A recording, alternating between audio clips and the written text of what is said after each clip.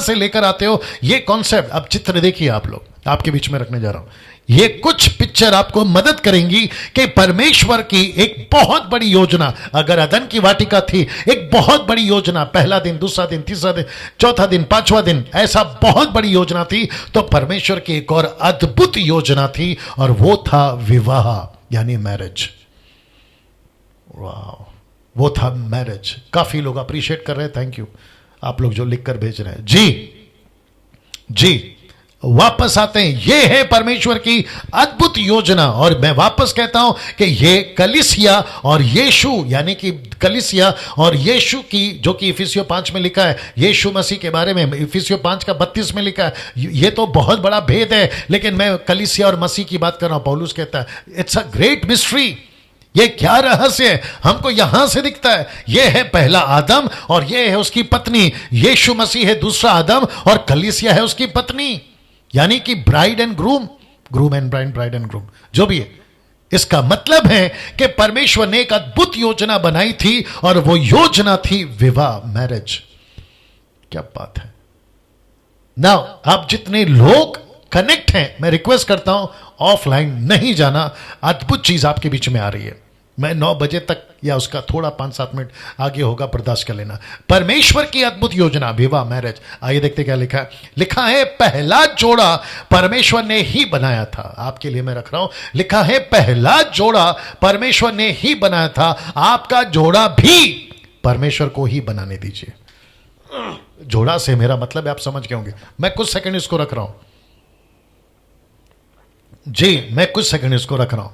वापस रिपीट करता हूं कि पहला जोड़ा, जोड़ा से आप समझ गए कपल या फिर जोड़ी, ये परमेश्वर ने बनाया था।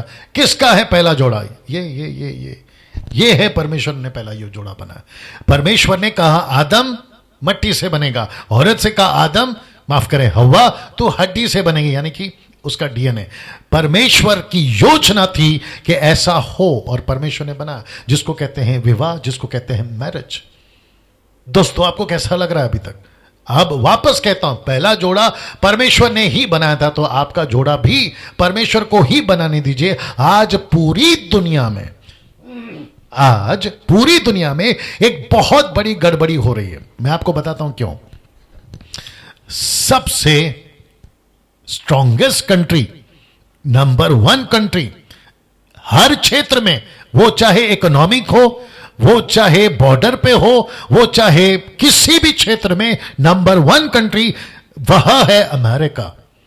मैं समझता हूं कि जिस अमेरिका को बसे 200-250 साल भी नहीं हो गए, पूरी दुनिया पे वो राज करता है। लेकिन आपको पता है अमेरिका का फाउंडेशन 90% हिला हुआ है।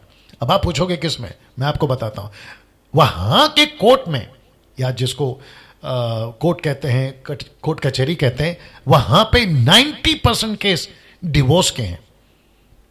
बाप रे, 90% डिवोर्स केस है। और ऐसा मैंने सुना है, जब मैं स्टडी कर रहा था, हर 3 मिनट में एक डिवोर्स होता है अमेरिका में। हर 3 मिनट में एक डिवोर्स होता है। Can you believe that? मैं शायद गलत भी हो सकता हूं, उससे ज्यादा भी होता है, लेकिन कम से कम मैं बोल दिया एक डिवोर्स होता है हर 3 मिनट में। अब यहां से आप 3 मिनट काउंट करो, अमेरिका में एक डिवोर्स हो चुका होगा। और आपको पता है वहां के बच्चे ज्यादातर कहां पढ़ते हैं? हॉस्टल्स में। ज्यादातर कहां रहते हैं? पेइंग गेस्ट बोलकर। ज्यादातर किसके साथ रहते हैं? दोस्तों के साथ में। और आपको अक्सर मिलेगा, आप Bollywood movie, not Bollywood, Hollywood, आप हॉलीवुड मूवी चेक करिए, आपको बच्चे अलग कमरे में दिखेंगे, माता पिता अलग कमरे में दिखेंगे। और 90% जो वहां चलता है, मैं थोड़ा शब्द को कंट्रोल कर रहा हूं, वहां जो चलता है वो मैरिज कम लिविंग रिलेशनशिप ज्यादा चलता है, जो कि शादी नहीं करते। और आजकल तो गजब डाया हुआ, एक क्या करूं, पुरुष और स्त्री शादी करे, ये परमेश्वर का नियम है। कहां गया फोटो? वापस डालना पड़ेगा। पुरुष और स्त्री शादी करे, ये था सिस्टम। इसको मैं मजाक के तौर पे भी बोल सकता हूं कि ईव और एडम की शादी होनी चाहिए, ईव और स्टीव की नहीं। स्टीव आप समझते होंगे मैं किसकी बात कर रहा हूं। यह पुरुष का नाम है स्टीव, जिसने एप्पल बनाया, वही है ना, एप्पल का फोन बनाया, आईफोन, ये यहां पर ईव और स्टीव, यानी कि एडम और स्टीव नहीं शादी करना है, यहां ईव और एडम शादी करना है। ईव और एडम नहीं, स्टीव और एडम नहीं, पुरुष और पुरुष नहीं करना है, स्त्री और स्त्री नहीं करना है, पुरुष और स्त्री शादी करना है। लेकिन अमेरिका जो कि नंबर 1 कंट्री है, वहां पर बेड़ा गर्क हो रखा है, बेड़ा गर्क हो रखा है। वाह, सही। अब आप मुझे बताइए कि जिस कंट्री को पूरी दुनिया नंबर 1 कंट्री कहती है, वहां हर 3 मिनट में एक तलाक होते, डिवोर्स होता है, डिवोर्स डिवोर्स डिवोर्स। अब आप सोच के देखिए क्या परिस्थिति है। और ऐसी ही परिस्थिति आपको जापानीज कंट्री, अफ्रीकन कंट्री, अपना एशियन कंट्री जिसमें भारत भी आता है, अब आप सोच के देखिए। तो परमेश्वर ने जो जोड़ा बनाया, जो परमेश्वर की योजना में है वो टिकता है, लेकिन जो मनुष्य योजना बनाता है वो नहीं टिकता है। अब आपके बीच में मैं कुछ रखने जा रहा हूं। आज पूरी दुनिया में बहुत गड़बड़ी हो रही है और मैं आपको कुछ बताने जा रहा हूं। मलाकी की किताब, आई थिंक पढ़ना होगा ना, नहीं मैंने डाला हुआ है, मलाकी की किताब, उसका 2 अध्याय वचन 13 से 16 आपके बीच में रख रहा हूं, देखते जाइए। फिर तुमने ये दूसरा काम किया, याद रखो परमेश्वर बात कर रहा है, फिर तुमने यह दूसरा काम किया। क्या किया देखिए, कि तुमने यहोवा की वेदी को रोने वालों और आहें भरने वालों के आंसुओं से भिगो दिया। किसने बाय आंसू, किसने वेदी को गीला किया? उनकी पत्नियों ने, औरतों ने। किसकी? जिनके पति या पुरुष उनको टॉर्चर करते थे या तकलीफ देते थे, यहां तक कि वह तुम्हारी भेंटें, यहां तक कि वह मतलब परमेश्वर तुम्हारी भेंट की और दृष्टि तक नहीं करता और ना प्रसन्न होकर उसको तुम्हारे हाथ से ग्रहण करता है। बात परमेश्वर की हो रही है ऐसे लोगों की जो जिनकी पत्नियां वेदी के ऊपर आती हैं, आंसू बहाती हैं, और लिखा है कि आहें भरने वालों के आंसुओं से भिगो दिया है। अब आपको अगला वचन बता रहा हूं। तुम पूछते हो, परमेश्वर बात कर रहा है, तुम पूछते हो ऐसा क्यों? इसीलिए क्योंकि यहोवा तेरे और तेरे उस जवानी की संगनी, अब बात हो रही है पत्नी की, उस जवानी की संगनी और ब्याह हुई स्त्री के बीच साक्षी हुआ था, जिसका तूने विश्वासघात किया है। वापस आपको फोटो दिखा देता हूं, जब परमेश्वर इनकी शादी करा रहा था। तो अब आप पूछोगे कि पास्टर डैनियल, इनका सोलमनाइज यानी कि जो शादी कराता है वो पादरी कौन था, वो पास्टर कौन था? परमेश्वर था। कैसे बोल सकते हैं? ये देखो कैसे बोल सकते हैं, ऐसे बोल सकते हैं, साक्षी हुआ था। तो इसका मतलब है कि जिसकी भी, अभी जो लोग मुझे देख रहे हैं, जिसकी भी शादी हुई थी, आपकी शादी कहां हुई मुझे नहीं मालूम, आप किस तरीके से शादी करें मुझे नहीं पता, कौन सा पास्टर था मुझे नहीं मालूम, लेकिन परमेश्वर कहता है कि मैं था बीच में, मैं था वो साक्षी, जहां ब्याह हुई स्त्री के बीच मैं साक्षी हुआ था, जिसको तूने विश्वासघात किया। इसका मतलब है पुरुष ने स्त्री को त्याग दिया, और मैं यहां यह भी कहूंगा या तो स्त्री ने पुरुष को त्याग दिया। दोनों की बात कर रहा हूं मैं, क्योंकि मेरे पास में कॉल्स आते हैं पुरुषों के भी कि पास्टर जी प्रार्थना करो, मेरी पत्नी ने मुझे धोखा दिया है। ये भी फोन आते हैं कि पास्टर जी प्रार्थना करो, मेरे पति ने धोखा दिया है। तो यहां पर विश्वासघात की दोनों की बात हो रही है। अब इसको देखो, लिखा है कि क्या उसने एक ही को नहीं बनाया, मतलब वाइफ या हस्बैंड की बात हो रही है, क्या उसने एक ही को नहीं बनाया, जबकि और आत्माएं, इसका मतलब है और भी पुरुष और भी स्त्री उसके पास में थे आपके लिए, लेकिन उसने एक ही बनाया। फिर कहता है और एक ही को क्यों बनाया? इसीलिए, अच्छा इधर चला गया, इसीलिए इसको ठीक करना है, आप लोग समझ जाइए ये साथ में, इसीलिए कि वह परमेश्वर के योग्य संतान चाहता है। इसलिए तुम अपनी आत्मा के विषय में चौकस रहो और तुम में से कोई अपनी जवानी की स्त्री से विश्वासघात ना करे, जवानी के पुरुष से, जवानी की स्त्री से विश्वासघात ना करे। अब जरा इसको देखिए, लिखा है क्योंकि इज़राइल का परमेश्वर यहोवा ये कहता है कि मैं स्त्री त्याग से घृणा करता हूं, मतलब तलाक से मुझे नफरत है, डिवोर्स से मुझे नफरत है, और परमेश्वर कहता है कि स्त्री त्याग से मुझे घृणा है।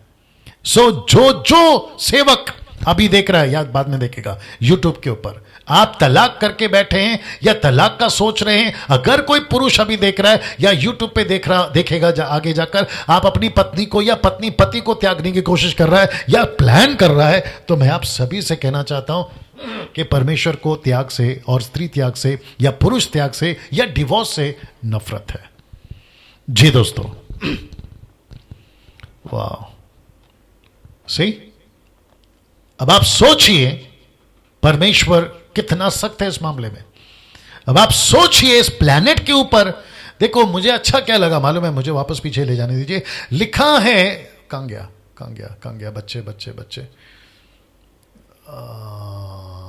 बच्चे कहां गया, हाँ संतान है। लिखा है इसलिए कि वह परमेश्वर के योग्य संतान चाहता है। मतलब बच्चे कैसे पैदा होंगे फिर?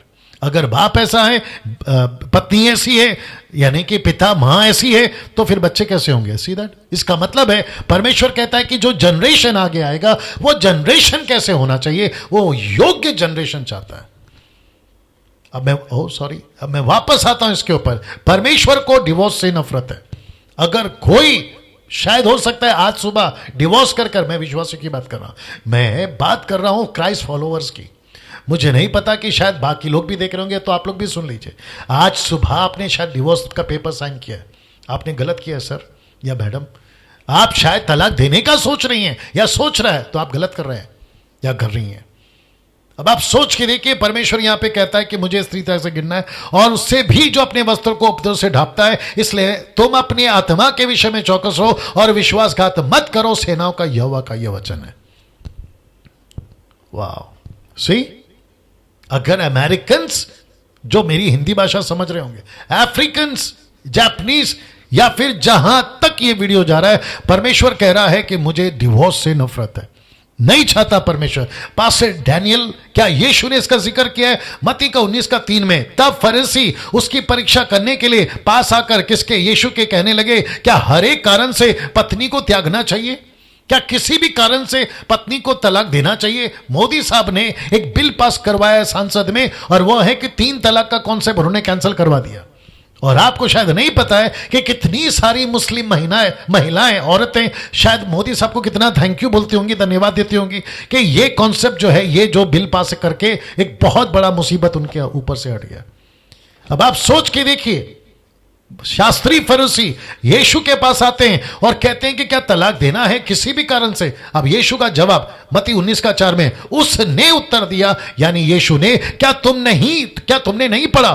कहां लेकर गए यीशु? सीधा आदम और हव्वा के पास में। क्या तुमने नहीं पढ़ा कि जिसने उन्हें बनाया उसने आरंभ से नर नारी बनाकर कहा, वचन 5:6, कि इस कारण मनुष्य अपने माता पिता से अलग होकर अपनी पत्नी के साथ में, यहां शादी हो चुकी है, अपनी पत्नी के साथ रहेगा, वे दोनों एक तन होंगे। सो वे अब 2 नहीं परंतु एक तन है। इसलिए जिसे परमेश्वर ने जोड़ा है उसे मनुष्य अलग ना करे, उसे मनुष्य अलग ना करे। ठीक है ना? तो वापस लेकर आता हूं मैं उसी चित्र पर, ये वाला।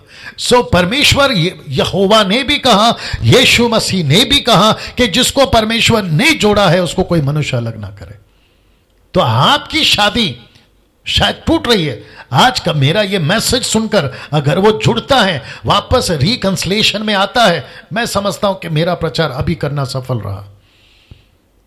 जी, मुझे नहीं पता कि आपका मैरिज का क्या कंडीशन है आज, और जानबूझकर मैं कहता हूं ये वीडियो को उन तक जरूर पहुंचाइए, और मैं इसको इतना सा एडिट करके भी डालूंगा कि परमेश्वर को डिवोर्स से नफरत है। मैं बनाऊंगा इसको, मुझे याद दिलाना अगर मैं भूल गया तो। जी दोस्तों, वापस आते हैं। परमेश्वर, यीशु मसीह ने भी कहा है कि विवाह जो है वो परमेश्वर ने बनाई है, और परमेश्वर नहीं चाहता कि दोनों एक दूसरे को तलाक दें, अलग हो, डिवोर्स करें। अब मेरी सलाह कुछ जवानों के लिए, मैं फिर उसके बाद समाप्ति पर आऊंगा, कुछ सलाह या कुछ एडवाइस मैं देना चाहता हूं, और वह यहां है, इन सब कारणों से शादी मत करिए। कौन से कारण हैं आपके बीच में रखने जा रहा हूं। वापस कहना चाहता हूं कि इन सब कारणों से शादी मत करिए। सबसे पहला, मेरा दोस्त का शादी हो रहा है तो मैं भी कर रहा हूं, मेरा दोस्त कर रहा है तो मैं भी करूंगा, मेरी उम्र हो गई है इसलिए कर रहा हूं, माता पिता बोल रहे हैं इसलिए कर रहा हूं। ऐसा रिश्ता फिर वापस नहीं आएगा। अमेरिका से आया, अफ्रीका से आया, आखिरी उससे प्यार करता हूं इसलिए शादी कर रहा हूं, जिसको कहते हैं लव मैरिज। अब आप सोचिए, ये सब कारणों से 99.9% लोग शादी करते हैं। मेरे दोस्त ने किया, मैं कर रहा हूं, मेरी उम्र हो गई है इसलिए कर रहा हूं, माता पिता ने कहा इसलिए कर रहा हूं, जिसको कहते हैं अरेंज मैरिज। फिर ये है सेकंड लाज, ऐसा रिश्ता वापस नहीं आएगा। कभी कभी कहते हैं ना, यार इतना अच्छा रिश्ता आ रहा है तेरे को वापस नहीं आएगा। और फिर आखिरी वाला तो बड़ा डेंजर है, और उसको कहते हैं प्यार। नाउ मेरे पास में क्या करूं, और एक आ रहा दिमाग में, ठीक है इसको बता देता हूं। मेरे हिसाब से आपके बीच में मैं 3 बात रख रहा हूं। शादी के लिए 3 बातों का ख्याल रखें। मैं चाहता हूं कि ये मेरे हिसाब से आपके बीच में रख रहा हूं। सबसे पहले आपको शादी का नॉलेज होना चाहिए। आपको शादी का नॉलेज होना चाहिए। शादी क्या चीज है, शादी करने से क्या क्या हो सकता है। दूसरा बताकर आगे बढ़ूंगा, कंफर्मेशन कहां से, परमेश्वर से। कंफर्मेशन, वाकई में ये लड़का या ये लड़की वाकई में जीवन साथी कब, नॉलेज आने के बाद। आपको शायद नहीं पता कि भारत के अंदर 12-12 साल की, 13-13 साल की, 14-14 साल की लड़की से लड़कियां अभी भी देहात में, आदिवासियों में या पिछड़ी जातियों में अभी भी शादियां हो रही है। और ऐसे कितने कॉल्स मुझे आते हैं। बीच में 2 दिन पहले कॉल आया था, बोला पास्टर डैनियल मेरी शादी बचपन में हो गई थी, या मेरी शादी जल्दी उम्र में छोटी उम्र में हो गई थी, या मेरी शादी मेरे बिना मर्जी की हो गई थी और मुझे शादी के बारे में नॉलेज नहीं था और मेरे माँ बाप ने शादी करा दी और अब पति अलग, मैं अलग, बच्चे अलग। अब आप सोचिए, तो सबसे पहले जवानों के लिए मेरी यह सलाह है। कहां गया, आया? हाँ, नहीं कहां गया हो, जवानों के लिए। हाँ, मेरी सलाह आज के जवानों के लिए, ये कारणों से शादी मत करना। और आप जो जवान हैं अभी जिसकी शादी नहीं हुई, मैं उन सभी को कहना चाहता हूं कि ये 3 बातों को याद रखें। सबसे पहला है नॉलेज होना चाहिए कि शादी क्या चीज है। एक कहावत मैं हमेशा कहता हूं, शायद यहां पे फिट बैठेगा, गरम गरम भजिया खाने से मुंह जलता है। भजिया को थोड़ा ठंडा होने दो, उसके बाद खाइए आप लोग। यहां पे आपको शादी का नॉलेज नहीं है और आप पूरा गली ढिंढोरा पीट रहे हैं कि मैं शादी कर रहा हूं। आपको शादी का ABCD नहीं पता है। दिमाग में बहुत कुछ आ रहा है। मैं वापस कहता हूं कि बिना नॉलेज के शादी नहीं करना। दूसरा, कंफर्मेशन परमेश्वर जब तक नहीं देता तब तक शादी नहीं करना। इसमें एक और चीज जोड़ देता हूं, अभी दिमाग में आ गया है। कुछ लोगों ने कॉल करा है, बोला डैनियल भाई मैं विश्वासी हूं, मैं अविश्वासी लड़की से शादी करता हूं और मैं उसको प्रभु में लेकर आऊंगा। तो भाई तेरा ससुर तो शैतान हुआ, तेरा ससुर तो शैतान हुआ ना फिर। लड़की कहती है मैं ऐसे लड़के से शादी करूंगी जो अविश्वासी है, तो तेरा ससुर फिर शैतान हुआ और तू बहू बनी शैतान की। अब आप सोच के देखो, इसका मतलब है आत्मिक बात कर रहा हूं। लड़की का आत्मिक पिता भी परमेश्वर होना चाहिए, लड़के का आत्मिक पिता भी परमेश्वर होना चाहिए। इसका मतलब है कि दोनों प्रभु में होना चाहिए। और अगर मिनिस्टर हैं, सेवक हैं, तो ऐसी लड़की से शादी करो जो मिनिस्ट्री में, नहीं तो बेड़ा गर्क हो जाएगा बेटा तेरा। लड़की तुझे शादी के बाद में मिनिस्ट्री करने नहीं देगी और लड़का तुझे शादी के बाद में मिनिस्ट्री करने नहीं देगा। बहुत संभलना है। नॉलेज, कंफर्मेशन, और ये रहा तीसरा, कवनेंट प्रोसेस। कवनेंट प्रोसेस का मतलब क्या है? आपको पूरी जिंदगी वो कवनेंट को लेके चलने की प्रोसेस में आपको बने रहना है। बर्तन थोड़ी है आपने आज खरीदा, टीवी थोड़ी है आज आपने खरीदा, कपड़ा थोड़ी है जो आपने खरीदा और आपको लगा यार थोड़ा साइज चेंज हो गया, मतलब 19-20 हो गया, जाके वापस करके आते। टेबल थोड़ी है, फ्रिज थोड़ी है, वॉशिंग मशीन थोड़ी है जो आप जाकर लेकर आए और बोला बाद में चेंज करते ही। ऐसा नहीं है ना दोस्त, आपको समझना है। सो नॉलेज होना जरूरी है, कंफर्मेशन होना जरूरी है, और कवनेंट प्रोसेस। मैं परमेश्वर के सामने साक्षी मानता हूं कि ये मेरी जीवन साथी है, ये मेरा जीवन साथनी है या साथी है। उस कवनेंट को लेके चलने की अगर ताकत है तो शादी करो, नहीं तो चुपचाप बैठो, कोई दिक्कत नहीं है। पौलुस कहता है 1 कुरिन्थियों 7वां अध्याय में, मैं जैसा हूं वैसा रहो, शादी मत करो। उसके तो बहुत सारे कॉन्सेप्ट दिए उसने। और आज का जो युग है, आज का जो तारीख है, उसमें तो मैं समझता हूं कि बहुत फूक फूक कर खत्म रखना है आपको। शादी के बाद अगर आप कहोगे यार ये क्या हो गया, तब तो आपका सब कुछ लुट चुका, खत्म हो चुका होगा। आप बात करते हैं आखिरी वचन, उत्पत्ति 25:2-25। मैं उसके बाद समाप्त कर रहा हूं। आज माफी चाहता हूं, थोड़ा लेट हो रहा है। लिखा है आदम और उसकी पत्नी दोनों नंगे थे पर लज्जाते नहीं थे। नंगे से मेरा मतलब है नेकेड, कपड़े नहीं पहनते थे। आइए बताता हूं क्यों। सबसे पहले पत्नी का शब्द यहां पर यूज हुआ है, देख लीजिए आप।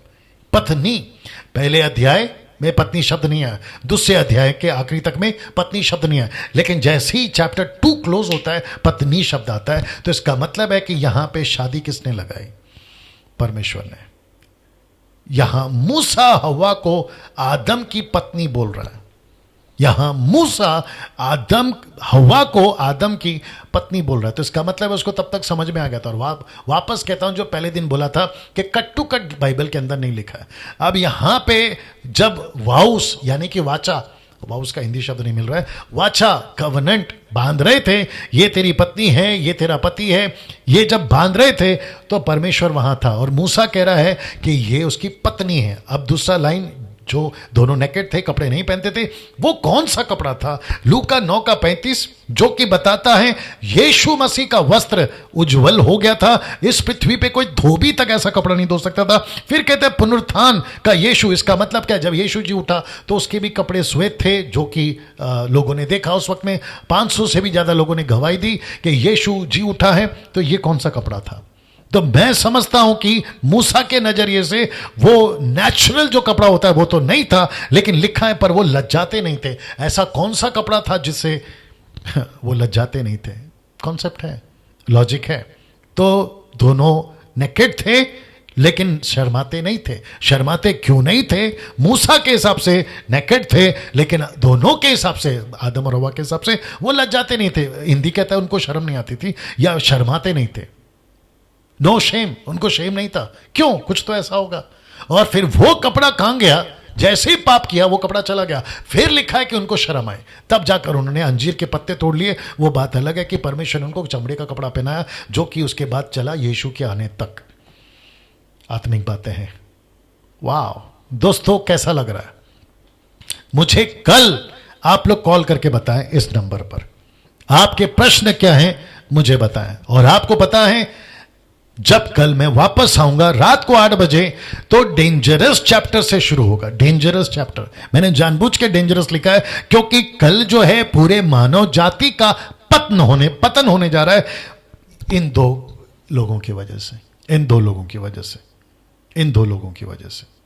आप देख सकते हैं ऊपर, और यहीं से आप रोमी की किताब उसका 5वां अध्याय वचन 12 क्या कहता है मालूम है? इसीलिए जैसा एक मनुष्य के द्वारा पाप जगत में आया और पाप के द्वारा मृत्यु आई, और इसी रीति से मृत्यु सब मनुष्य में फैल गई, इसलिए कि सब ने पाप किया। एक मनुष्य कौन है? यह आदमी जिसका नाम है आदम। तो मैं चाहता हूं कि कल आप लोग मुझे कॉल करें अगर आपके पास में सवाल है, और वहां है नंबर है 9982335777। और साथ ही साथ फिर से याद दिला दूं कि मसीह मंथन बैठक का जो ऑनलाइन चर्च है मल्टीपल लैंग्वेजेस में स्टार्ट हो चुका है। हर संडे को रात को 8 बजे मैं आऊंगा। फिर उसके बाद में पंजाबी, मराठी, इंग्लिश, तेलुगु, कन्नड़ा, ये सारे ट्रांसलेशन, माफ करें, लैंग्वेजेस में आपको जो चर्चेस मिलते चले जाएंगे। और साथ ही साथ मेरे पेज को, मसीह मंथन के पेज को लाइक करने के लिए प्रमोट करें, और यूट्यूब चैनल को जितना हो सकता है सब्सक्राइब करने के लिए भी आप लोग जो हैं लोगों को प्रमोट करें। चलिए दोस्तों, अपना ख्याल रखिए। ठीक 8 बजे कल मुलाकात होगी। जय मसीह।